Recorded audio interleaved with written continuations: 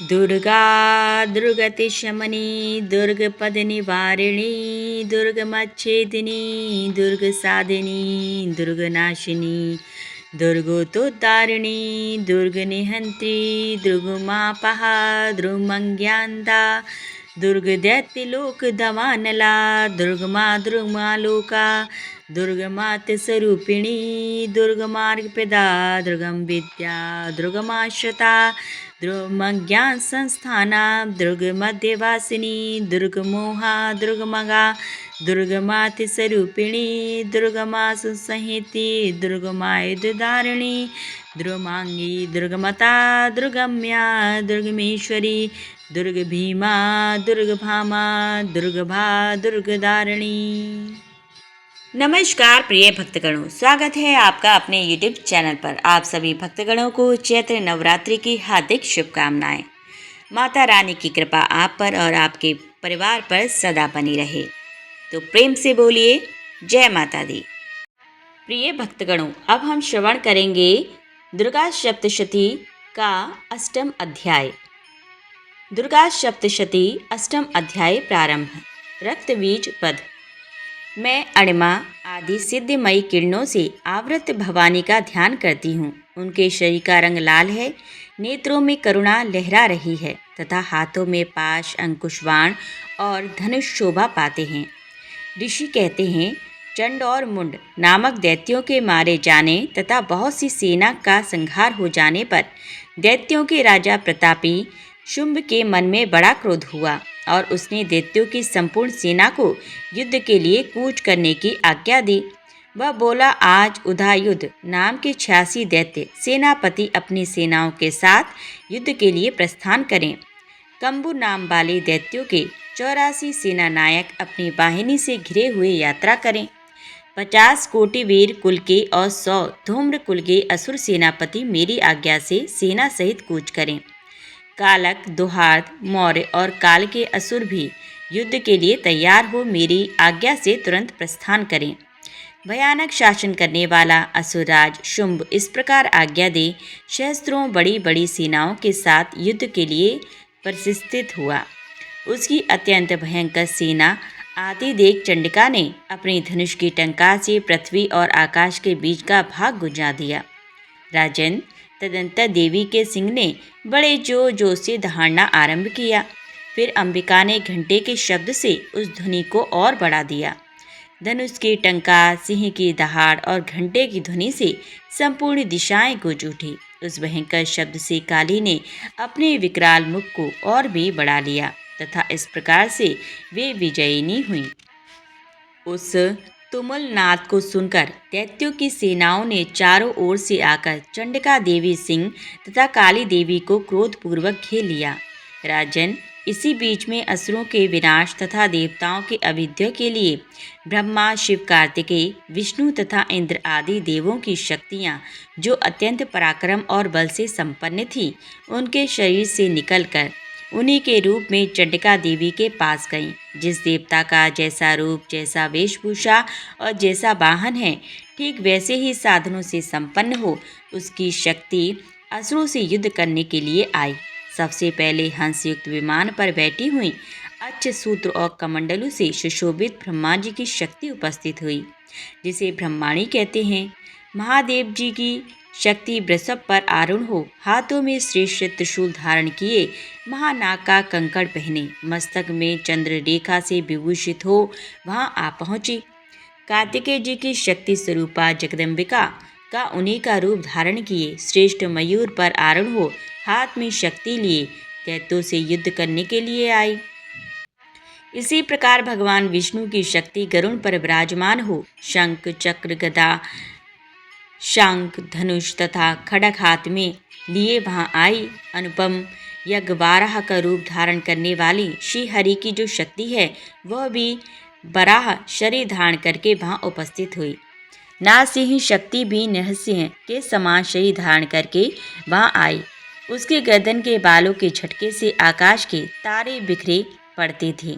इस प्रकार इंद्र की शक्ति वज्र हाथ में लिए गजराज ऐरावत पर बैठकर आई। उसके भी शस्त्र नेत्र थे।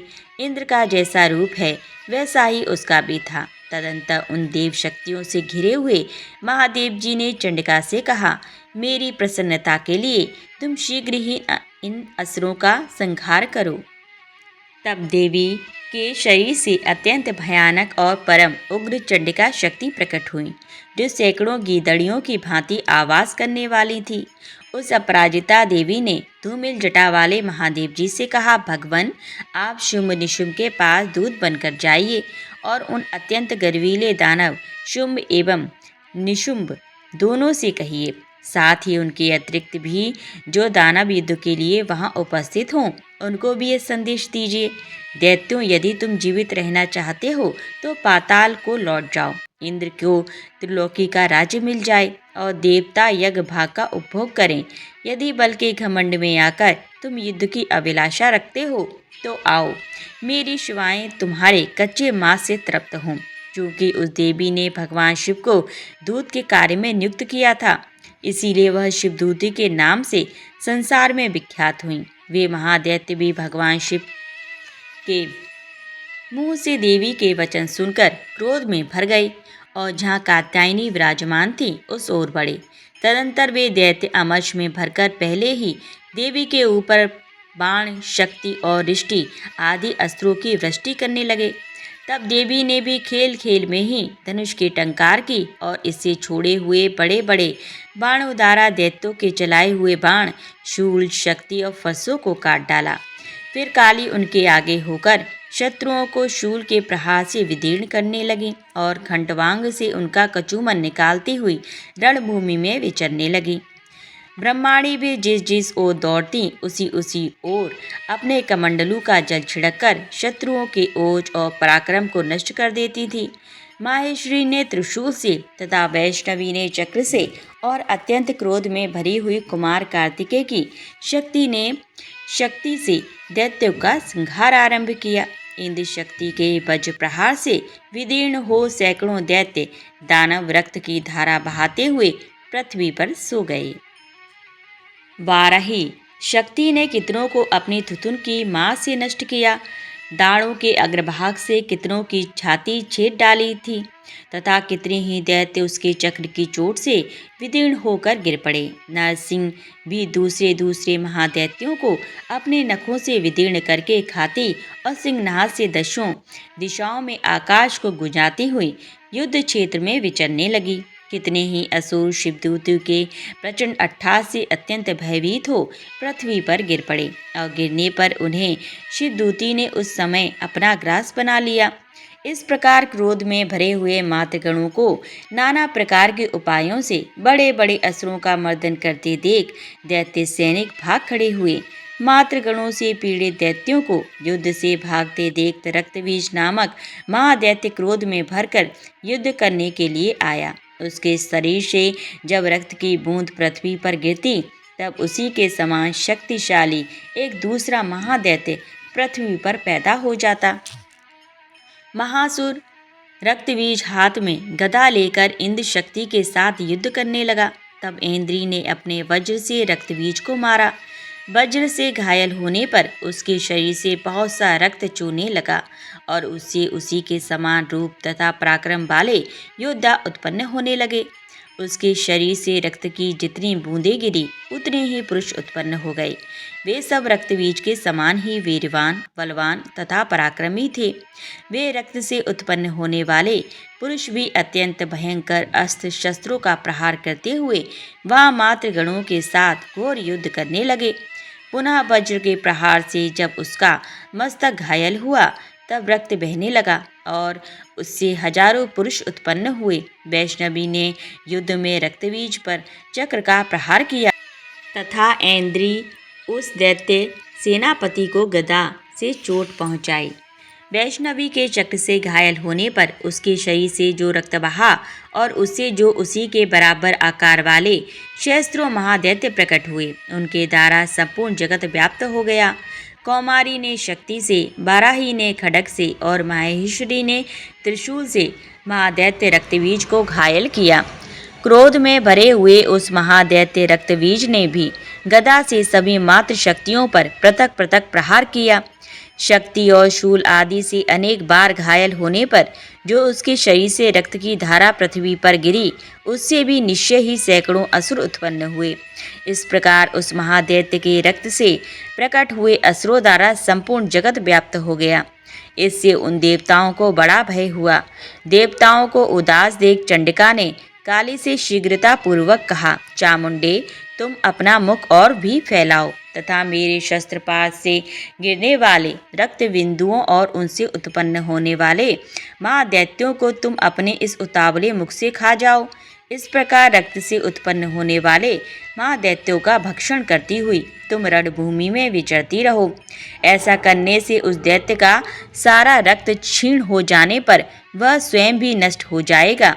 उन भयंकर दैत्यों को जब तुम खा जाओगी तब दूसरे नए दैत्य उत्पन्न नहीं हो सकेंगे। काली से यूं कहकर चंडिका देवी ने शूल से रक्तबीज को मारा और काली ने अपने मुख में उसका रक्त ले लिया। तब उसने वहां चंडिका पर गदा से प्रहार किया, किंतु उस गदापात ने देवी को तनिक भी वेदना नहीं पहुंचाई। रक्तबीज के घायल शरीर से बहुत सा रक्त गिरा, किंतु ज्यों ही वह गिरा त्यों ही चामुंडा ने उसे अपने मुख में ले लिया। रक्त गिरने से काली के मुख में जो महादैत्य उत्पन्न हुए उन्हें वह चट कर गईं और उसने रक्तबीज का रक्त भी पी लिया। तदंतर देवी ने रक्तबीज को, जिसका रक्त चामुंडा ने पी लिया था, वज्र, बाण, खड्ग तथा रिष्टि आदि से मार डाला। राजन, इस प्रकार शस्त्रों के समुदाय से आहत एवं रक्तहीन हुआ महादैत्य रक्तबीज पृथ्वी पर गिर पड़ा। नरेश्वर, इससे देवताओं को अनुपम हर्ष की प्राप्ति हुई और मातृगण उन असुरों के रक्तपान के मत से उद्दत सा होकर नृत्य करने लगा। इस प्रकार श्री मार्कंडेय पुराण में सावर्णी मनमंत्र की कथा के अंतर्गत देवी महात्म्य में रक्तबीज वध नामक 8वां अध्याय संपन्न हुआ। प्रिय भक्तगणों, अब हम श्रवण करेंगे दुर्गा सप्तशती का 9वां अध्याय। दुर्गा सप्तशती का 9वां अध्याय प्रारंभ। निशुंभ वध। मैं अर्धनारीश्वर के श्री विग्रह की निरंतर शरण लेती हूँ। उसका वर्ण बंधक पुष्प और सुवर्ण के समान रक्तपीत मिश्रित है। वह अपनी भुजाओं में सुंदर अक्षमाला, पाश, अंकुश और वरद मुद्रा धारण करता है। अर्धचंद्र उसका आभूषण है तथा वह तीनों नेत्रों से सुशोभित है। राजा ने कहा, भगवन, आपने रक्तबीज के वध से संबंध रखने वाला देवी चरित्र का यह अद्भुत महात्म्य मुझे बतलाया। अब रक्तबीज के मारे जाने पर अत्यंत क्रोध में भरे हुए शुंभ और निशुंभ ने जो कर्म किया उसे मैं सुनना चाहता हूँ। ऋषि कहते हैं, राजन, युद्ध में रक्तबीज तथा अन्य दैत्यों के मारे जाने पर शुंभ और निशुंभ के क्रोध की सीमा न रही। अपनी विशाल सेना इस प्रकार मारी जाती देख निशुंभ अमर्ष में भरकर देवी की ओर दौड़ा। उसके साथ असुरों की प्रधान सेना थी। उसके आगे पीछे तथा पार्श्व भाग में बड़े बड़े असुर थे, जो क्रोध से ओट चपाते हुए देवी को मार डालने के लिए आए। महापराक्रमी शुंभ भी अपनी सेना के साथ मातृगणों से युद्ध करके क्रोधवश चंडिका को मारने के लिए आ पहुंचा। तब देवी के साथ शुंभ और निशुंभ का घोर संग्राम छिड़ गया। वे दोनों दैत्य मेघों की भांति बाणों की भयंकर वृष्टि कर रहे थे। उन दोनों के चलाए हुए बाणों को चंडिका ने अपने बाणों के समूह से तुरंत काट डाला और शस्त्र समूह की वर्षा करके उन दोनों दैत्यपतियों के अंगों में भी चोट पहुंचाई। निशुंभ ने भी तीखी तलवार और चमकती हुई ढाल लेकर देवी के श्रेष्ठ वाहन सिंह के मस्तक पर प्रहार किया। अपने वाहन को चोट पहुंचने पर देवी ने क्षुरप्र नामक बाण से निशुंभ की श्रेष्ठ तलवार तुरंत ही काट डाली और उसकी ढाल को भी, जिसमें 8 चांद जड़े थे, खंड खंड कर दिया। ढाल और तलवार के कट जाने पर उस असुर ने शक्ति चलाई, किंतु सामने आने पर देवी ने चक्र से उसके भी 2 टुकड़े कर दिए।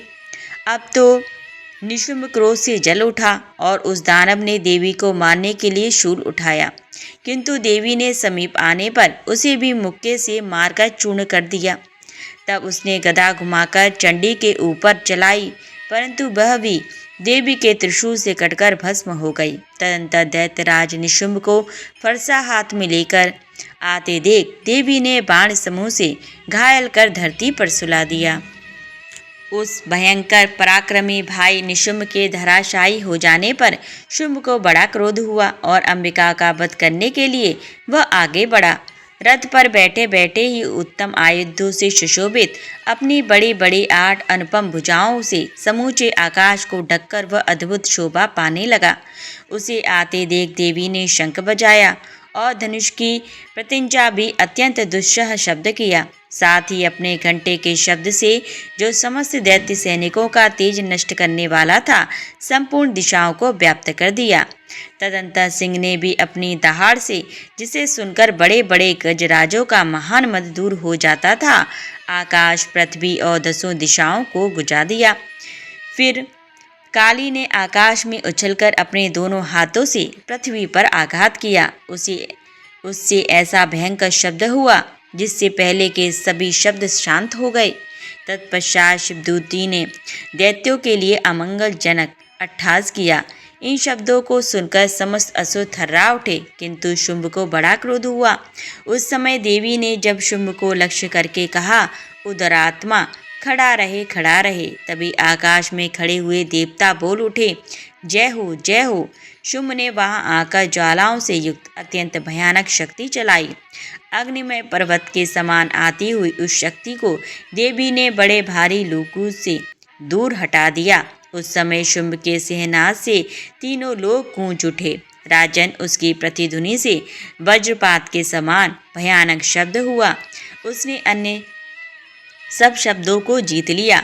शुंभ को चलाए हुए बाणों के देवी ने और देवी के चलाए हुए बाणों के शुंभ ने अपने भयंकर बाणों द्वारा सैकड़ों और हजारों टुकड़े कर दिए। तब क्रोध में भरी हुई चंडिका ने शुंभ को शूल से मारा। उसके आघात से मूर्छित हो वह पृथ्वी पर गिर पड़ा। इतने में ही निशुंभ को चेतना हुई और उसने धनुष हाथ में लेकर बाणों द्वारा देवी, काली तथा सिंह को घायल कर डाला। फिर उस दैत्यराज ने 10,000 बाहें बनाकर चक्रों के प्रहार से चंडिका को आच्छादित कर दिया। तब दुर्गम पीड़ा का नाश करने वाली भगवती दुर्गा ने कुपित होकर अपने बाणों से उन चक्रों तथा बाणों को काट गिराया। यह देख निशुंभ दैत्य सेना के साथ चंडिका का वध करने के लिए हाथ में गदा ले बड़े वेग से दौड़ा। उसके आते ही चंडिका ने तीखी धार वाली तलवार से उसकी गदा को शीघ्र ही काट डाला। तब उसने शूल हाथ में ले लिया। देवताओं को पीड़ा देने वाले निशुंभ को शूल हाथ में लिए आते देख चंडिका ने वेग से चलाए हुए अपने शूल से उसकी छाती छेद डाली। शूल से विदीर्ण हो जाने पर उसकी छाती से एक दूसरा महाबली एवं महापराक्रमी पुरुष खड़ी रहे कहता हुआ निकला। उस निकलते हुए पुरुष की बात सुनकर देवी ठठाकर हंस पड़ी और खड्ग से उन्होंने उसका मस्तक काट डाला। फिर तो वह पृथ्वी पर गिर पड़ा। तदंतर सिंह अपनी दाढ़ों से असुरों की गर्दन कुचलकर खाने लगा। यह बड़ा भयंकर दृश्य था। उधर काली और शिवदूती ने भी अनन्य दैत्यों का भक्षण आरंभ किया। कौमारी की शक्ति से विदीर्ण होकर कितने ही महादैत्य नष्ट हो गए। ब्राह्मणी के मंत्र पूत जल से निस्तेज होकर कितने ही भाग खड़े हुए। कितने ही दैत्य माहेश्वरी के त्रिशूल से छिन्न भिन्न हो धराशायी हो गए। 12 ही के तुथुन के आघात से कितनों का पृथ्वी पर कछुमन निकल गया। वैष्णवी ने भी अपने चक्र से दानवों के टुकड़े टुकड़े कर डाले। इंद्री के हाथ से छूटे हुए वज्र से भी कितने ही प्राणों से हाथ धो बैठे। कुछ असुर नष्ट हो गए, कुछ उस महायुद्ध से भाग गए तथा कितने ही काले शिवदूती तथा सिंह के ग्रास बन गए। इस प्रकार श्री मार्कंडेय पुराण में सावर्णी मनवंतर की कथा के अंतर्गत देवी महात्म्य में निशुंभ वध नामक 9वां अध्याय संपन्न होता है। प्रिय भक्तगणों, अब हम श्रवण करेंगे दुर्गा सप्तशती का 10वां अध्याय। दुर्गा सप्तशती 10वां अध्याय प्रारंभ। शुंभ वध। मैं मस्तक पर अर्धचंद्र धारण करने वाली शिव शक्ति स्वरूपा भगवती कामेश्वरी का हृदय में चिंतन करती हूँ। वे तपाए हुए स्वर्ण के समान सुंदर हैं। सूर्य, चंद्रमा और अग्नि, ये ही 3 उनके नेत्र हैं। तथा वे अपने मनोहर हाथों में धनुष, बाण, अंकुश, पाश और शूल धारण किए हुए हैं। ऋषि कहते हैं, राजन, अपने प्राणों के समान प्यारे भाई निशुम्भ को मारा गया देख तथा सारी सेना का संहार होता जान शुम्भ ने कुपित होकर कहा, दुष्ट दुर्गे, तू बल के अभिमान में आकर झूठ मूठ का घमंड ना दिखा। तू बड़ी माननी बनी हुई है, किंतु दूसरी स्त्रियों के बल का सहारा लेकर लड़ती है। देवी बोली, ओ दुष्ट, मैं अकेली ही हूँ। इस संसार में मेरे सिवा दूसरी कौन है? देखिए, मेरी ही विभूतियाँ हैं, अतः मुझ में ही प्रवेश कर रही हैं। तदंतर ब्रह्माणी आदि समस्त देवियाँ अंबिका देवी के शरीर में लीन हो गईं। उस समय केवल अंबिका देवी ही रह गईं। देवी बोली, मैं अपनी ऐश्वर्य शक्ति से अनेक रूपों में यहाँ उपस्थित हुई थी। उन सब रूपों को मैंने समेट लिया है। अब अकेली ही युद्ध में खड़ी हुई हूँ, तुम भी स्थिर हो जाओ। ऋषि कहते हैं, तदंतर देवी और शुम्भ दोनों में सब देवताओं तथा दानवों के देखते देखते भयंकर युद्ध छिड़ गया। बाणों की वर्षा तथा तीखे शस्त्रों तथा दारुण अस्त्रों के प्रहार के कारण उन दोनों का युद्ध सब लोगों के लिए बड़ा भयानक प्रतीत हुआ। उस समय अंबिका देवी ने जो सैकड़ों दिव्य अस्त्र छोड़े, उन्हें दैत्यराज शुम्भ ने उनके निवारक अस्त्रों द्वारा काट डाला। इस प्रकार शुम्भ ने भी जो दिव्य अस्त्र चलाए, उन्हें परमेश्वरी ने भयंकर हुंकार शब्द के उच्चारण आदि द्वारा खिलवाड़ में ही नष्ट कर डाला। तब उस असुर ने सैकड़ों बाणों से देवी को आच्छादित कर दिया।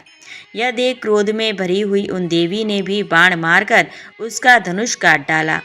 धनुष कट जाने पर फिर दैत्यराज ने शक्ति हाथ में ली, किंतु देवी ने चक्र से उसकी हाथ की शक्ति को भी काट गिराया। तत्पश्चात दैत्यों के स्वामी शुम्भ ने 100 चांद वाली चमकती हुई ढाल और तलवार हाथ में ले उस समय देवी पर धावा किया। उसके आते ही चंडिका ने अपने धनुष से छोड़े हुए तीखे बाणों द्वारा उसकी सूर्य किरणों के समान उज्जवल ढाल और तलवार को तुरंत काट गिराया। फिर उस दैत्य के घोड़े और सारथी मारे गए। धनुष तो पहले ही कट चुका था। अब उसने अंबिका को मारने के लिए उद्यत हो भयंकर मुद्दर हाथ में लिया। उसे आते देख देवी ने अपने तीक्ष्ण बाणों से उसका मुद्दर भी काट डाला। तिस पर भी वह असुर मुक्का तान कर बड़े वेग से देवी की ओर झपटा। उस दैत्यराज ने देवी की छाती में मुक्का मारा। तब उन देवी ने भी उसकी छाती में एक चांटा जड़ दिया। देवी का थप्पड़ खाकर दैत्यराज शुम्भ पृथ्वी पर गिर पड़ा, किंतु पुनः सहसा पूर्ववत उठकर खड़ा हो गया। फिर वह उछला और देवी को ऊपर ले जाकर आकाश में खड़ा हो गया। तब चंडिका आकाश में भी बिना किसी आधार के ही शुम्भ के साथ युद्ध करने लगी। उस समय दैत्य और चंडिका का आकाश में एक दूसरे से लड़ने लगे। उनका वह युद्ध पहले सिद्ध और मुनियों को विषम में डालने वाला हुआ। फिर अंबिका ने शुम्भ के साथ बहुत देर तक युद्ध करने के पश्चात उसे उठाकर घुमाया और पृथ्वी पर पटक दिया। पटके जाने पर पृथ्वी पर आने के बाद वह दुष्टात्मा दैत्य पुनः चंडिका का वध करने के लिए उनकी ओर बड़े वेग से दौड़ा। तब समस्त दैत्यों के राजा शुम्भ को अपनी ओर आते देख देवी ने त्रिशूल से उसकी छाती छेद कर उसे पृथ्वी पर गिरा दिया। देवी के शूल की धार से घायल होने पर उसके प्राण पखेरु उड़ गए और वह समुद्रों, द्वीपों और पर्वतों सहित समूची पृथ्वी को कपाता हुआ पृथ्वी पर गिर पड़ा। तदंतर उस दुरात्मा के मारे जाने पर संपूर्ण जगत प्रसन्न एवं पूर्ण स्वस्थ हो गया तथा आकाश स्वच्छ दिखाई देने लगा। पहले जो उत्पात सूचक मेघ और उल्कापात होते थे, वे सब शांत हो गए तथा उस दैत्य के मारे जाने पर नदियाँ भी ठीक मार्ग से बहने लगीं। उस समय शुम्भ की मृत्यु के बाद संपूर्ण देवताओं का हृदय हर्ष से भर गया और गंधर्वगण मधुर गीत गाने लगे। दूसरे गंधर्व बाजे बजाने लगे और अप्सराएं नाचने लगीं। पवित्र वायु बहने लगी। सूर्य की प्रभा उत्तम हो गई। अग्निशाला की बुझी हुई आग अपने आप प्रज्वलित हो उठी तथा संपूर्ण दिशाओं के भयंकर शब्द शांत हो गए। इस प्रकार श्री मार्कंडी पुराण में सावर्णी मनमंत्र की कथा के अंतर्गत देवी महात्म्य में शुम्भवध नामक 10वां अध्याय संपन्न हुआ। प्रिय भक्तगणों, आज की दुर्गा सप्तशती अध्याय यहीं संपन्न होते हैं। इसके आगे के अध्याय अगले वीडियो में। प्रिय भक्तगणों, आशा करती हूँ कि आपको यह वीडियो अवश्य ही पसंद आई होगी। यदि वीडियो पसंद आई है तो प्लीज़ हमारे वीडियो को लाइक ज़रूर करें, और यदि आप हमारे चैनल पर नए आए हैं तो हमारे चैनल को सब्सक्राइब अवश्य कर लें। पूरा वीडियो देखने के लिए धन्यवाद। जय माता दी।